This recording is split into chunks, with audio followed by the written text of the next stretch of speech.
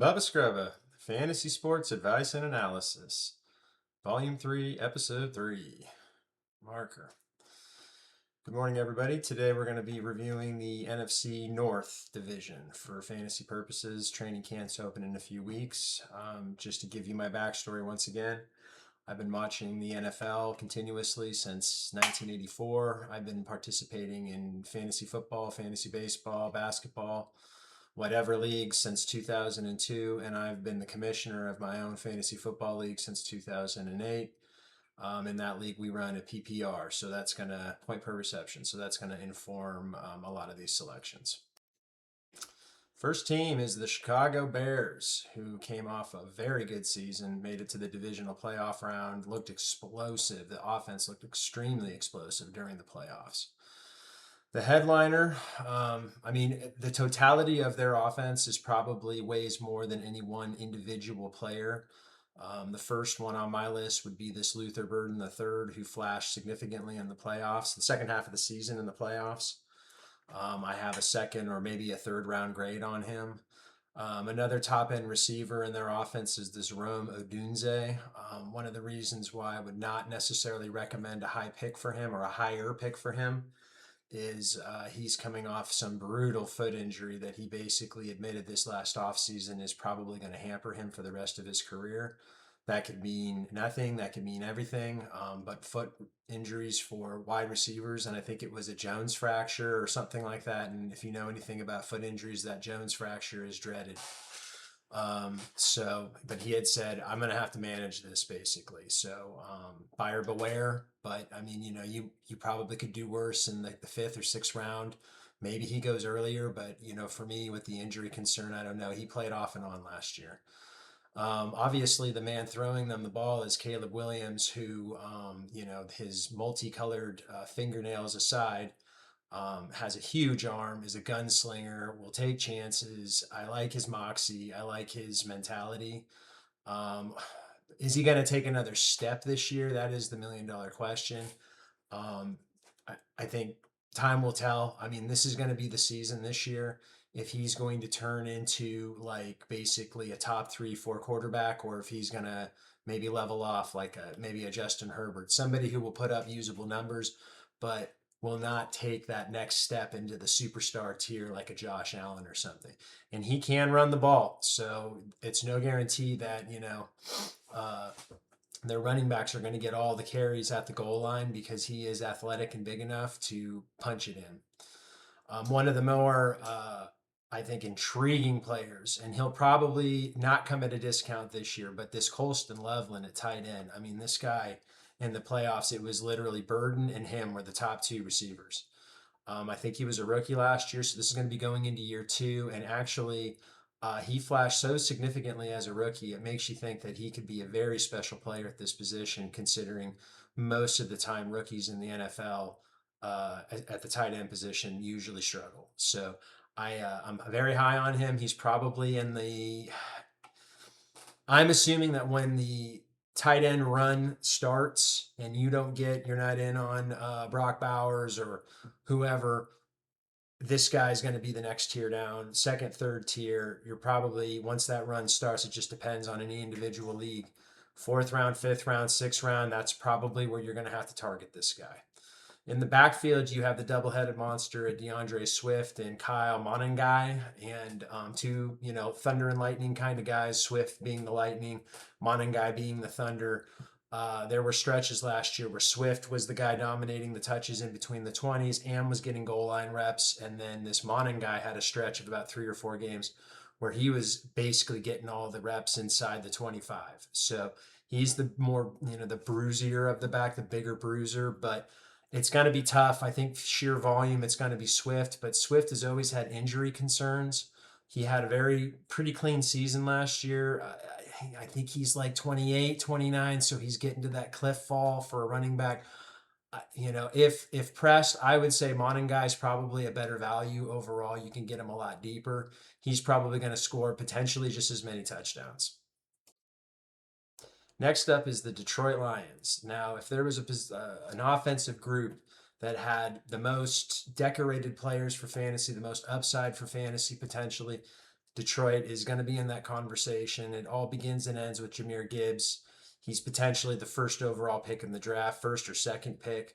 Now that David Montgomery's in Houston, he's going to get everything that he can eat. And he is a powerful runner. He is a quick runner. He's Bijan, I mean, he's basically Bijan, right? You got the wheels, you got the wiggle, all the traits that you would look for in a quarterback. He can run you over, he can outrun you, he can hit the corner, he can hit the home run, he can be your goal line back, he can catch the ball, he can do everything.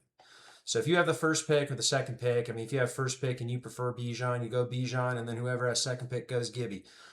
I can't say one way or the other that one player will, be better than the other. It's like 1A, 1B. Backing him up or playing the David Montgomery role now is going to be Isaiah Pacheco, formerly of the Kansas City Chiefs.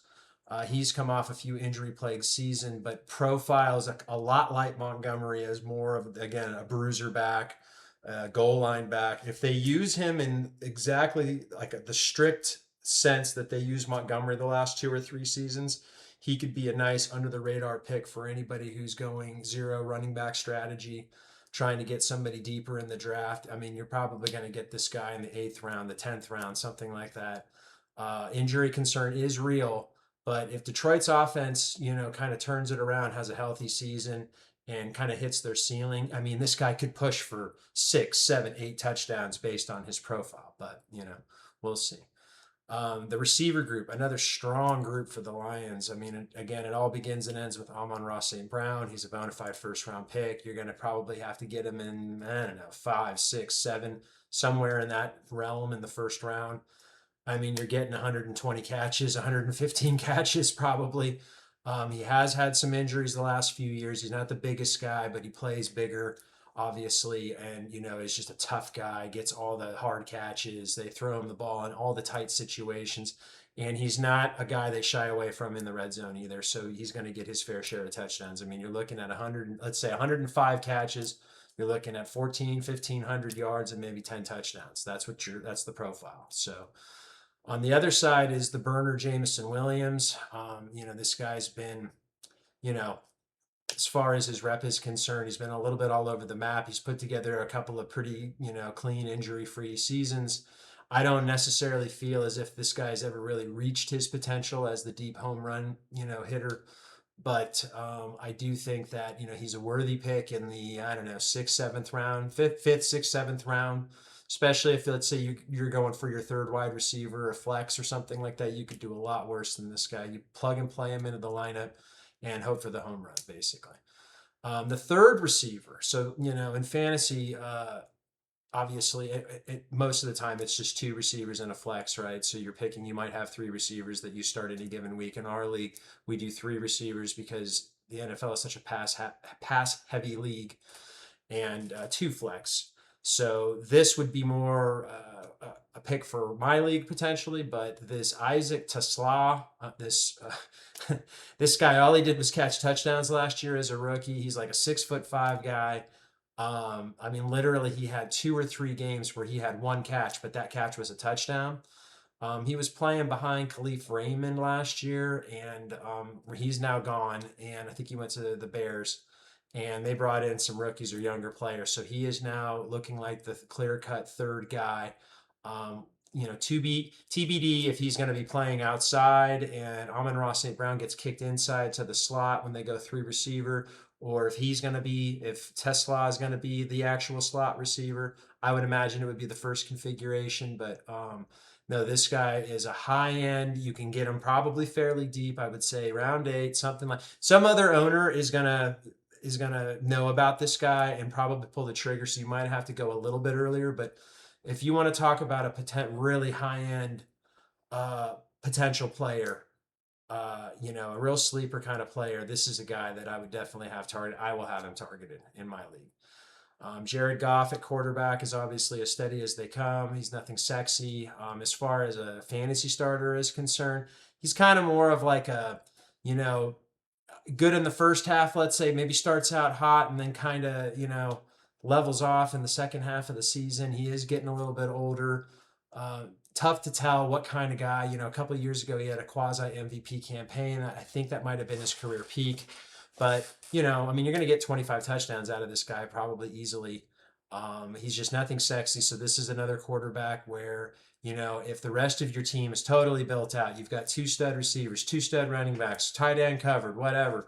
And then now you're quarterback hunting, you're bargain shopping. You could do a lot worse than Jared Goff. There might be other guys that have, you know, like a Dak Prescott that you could probably get about the same time, and maybe he has a higher ceiling. But you know, another wild card for Detroit is the Laporta, so the tight end. So I mean, for him, you know, his rookie season, I think he scored 10 touchdowns, and then they said year two he's going to be even better, and he was nothing but injury prone or injury plagued. So this year is a big season for him. Is he going to be, you know, which version is he going to be? Again, this is a guy that if you're bargain shopping at tight end because you missed out on the top guys, you could do a lot worse. He's not a Colston Loveland. Loveland's, I think, a level above him. But Laporta could have another, let's say he has a big season and then he goes up a level. So you know, worthy of a flyer at that position if you're built out everywhere else, or as a second tight end and then potential trade bait down the road. Next up is the Green Bay Packers, another, you know, pretty good offense. Matt LaFleur is, you know, obviously been there for a while. He knows what he's doing. They've clarified their wide receiver room now over this offseason by jettisoning uh, what is Dontavian Wicks, right? So now they don't have that top four group. They have a defined top three group. So that's headlined by Christian Watson. Um, God, what is there to say about this guy? I mean, he's got the prototypical size. He's got the prototypical speed. He has a nose for the ball. He seems to score a lot of touchdowns, but he also gets hurt all the time. So I have been on this guy's train for the last couple of seasons. I think I drafted him a couple seasons ago. Last year, I picked him up cheaply as an IR guy, and he carried me for 2, 3 weeks before he got injured. You're probably looking at a second round grade on this guy, potentially a third round, maybe. As your wide receiver one, I don't think it's worth it. I mean, he could be the guy that turns in a monster campaign this year and you know wins the whole thing for you, a league winning type upside. But with his injuries, I just and with the injuries to Love as well, I just Jordan Love is also seems to be kind of an injury prone player. It's tough to count on both of these guys being healthy at the same time for a stretch.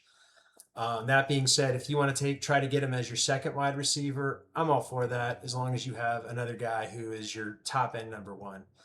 The rest of the receiver group is this Jaden Reed, who, I mean, a couple of years ago, people were saying this guy was the second coming. He's really fallen off again, and he had an injury last year. This Matthew Golden was a rookie last year. He flashed. I'm assuming that a full off season in an NFL, you know, weight room and in an NFL, you know, practice environment is going to do him good. I think personally, I would, if I had to choose between Golden and Reed and say, if you could pick one of the two, which one would you have? I'd probably pick Golden. But they're, I guess, fairly interchangeable. Time will tell. The preseason is going to show us a lot as to how they're going to use these guys. Are they going to have a lot of three wide receiver sets? If so, who's kicking inside of the slot? All, you know, very pertinent to their overall value. Again, Jordan Love. So the guy throwing him the ball got a great amount of, you know, good, obviously prototypical size, got a big arm, got great talent. Has played in some big games, has played in some big playoff games, didn't shy away from the moment. He's just had a lot of injuries, some of them which are freak injuries. But I have no problems as a QB1 for you, you know, again, as it's kind of a lower end one, but I don't think that, you know, this guy's, he's gonna push for 30 touchdowns. The running back group is interesting considering that it's both very, you know, established at the top end. There's little to nothing as far as backup slash handcuffs is concerned. And Josh Jacobs, being the workhorse that he is now, I guess he got arrested over the offseason for domestic violence. They're in the process of, you know, if the county is going to press charges. Obviously, Goodell could still step in after even if he isn't charged, and still step in after the fact because the NFL will do its own investigation, and he could still be looking at a suspension potentially. It's a distraction at the very least. This guy would have a solid second round grade. I mean, I never have been a big Josh Jacobs guy. He has had some big seasons.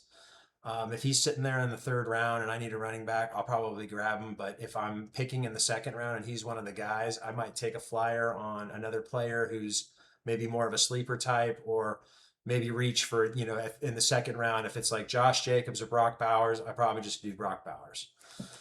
The backups for him are a couple of no-name guys. One guy's name's Chris Brooks. I think he's a rookie. Obviously, we're going to keep an eye on him in training camp. The other guy is this Marshawn Lloyd. He's been on the roster for a couple of seasons. I think he was a second round pick or a third round pick. He was a fairly high pick, but been injured the whole time, and has not had any real playing time, whether it was garbage time or whatever. He just always seems to be hurt. I think this is his make or break year. If he can't stay healthy, if he can't win a job at a training camp, he's gonzo anyway. But this Brooks would be potentially a valid handcuff, depending on, if Jacobs does incur some kind of suspension in season. The last guy we can talk about is this, is it Tucker Kraft? He's a tight end.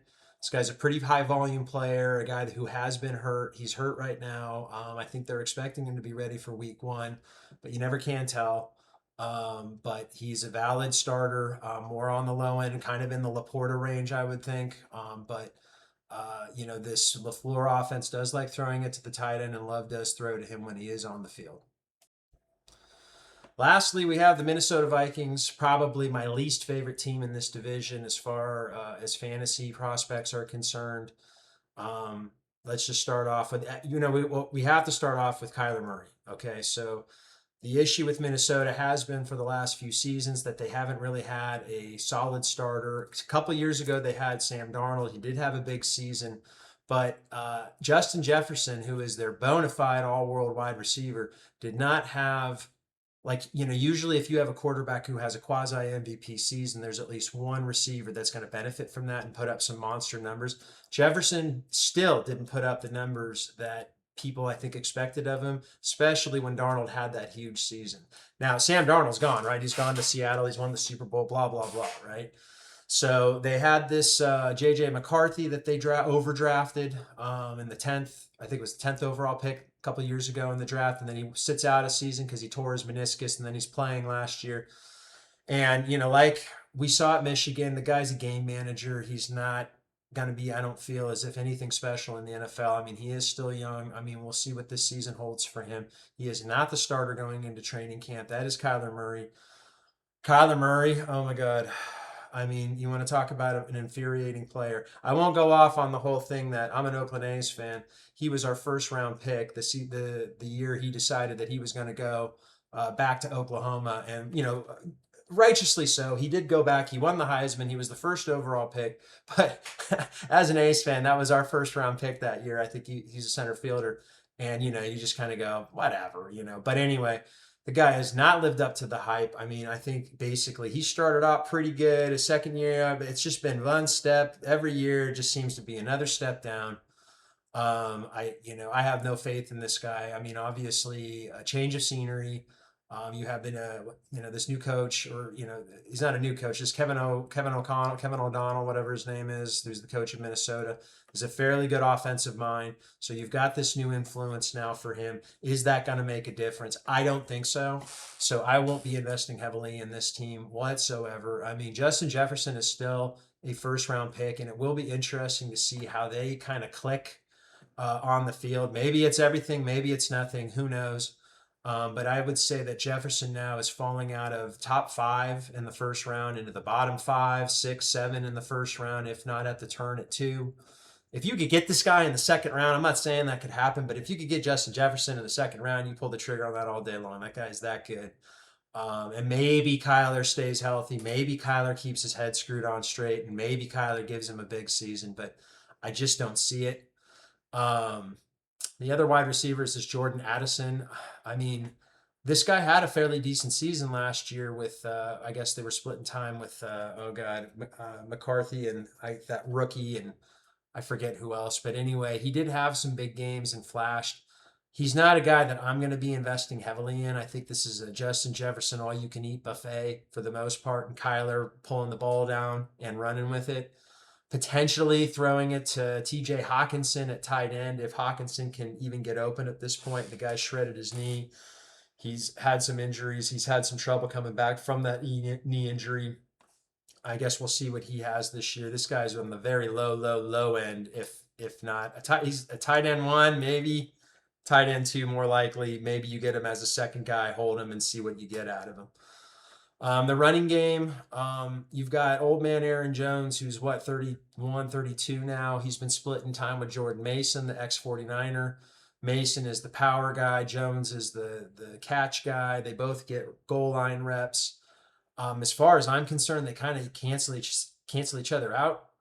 Jordan Mason is not a receiver, so he's a 2-down thumper at the most and a goal line guy. Aaron Jones he still gets reps on first and second down, but more of a third down guy. Still gets a few reps on the goal line. They kind of cancel each other out. Mason, I think, is the more interesting player just because he's younger and his profile potentially. If Jones gets hurt, and he always, the last few seasons he has missed time, Mason then becomes, I think a fairly solid RB2/RB3 with room to grow, especially if Jones incurs a massive injury, a major injury. Well, those are my reviews for NFC North. The next division we're going to be doing is the NFC South, another fun division. Going into next week, we'll then do all of the AFC teams, and then we'll do another video after that and level set everything. None of these videos have taken off. I'm hoping that this one does. And I really, really want to get some engagement on this because I love helping people with their fantasy stuff, giving advice, whatever. It's so easy to give it. It's so hard to take it. Okay. Talk to you guys soon.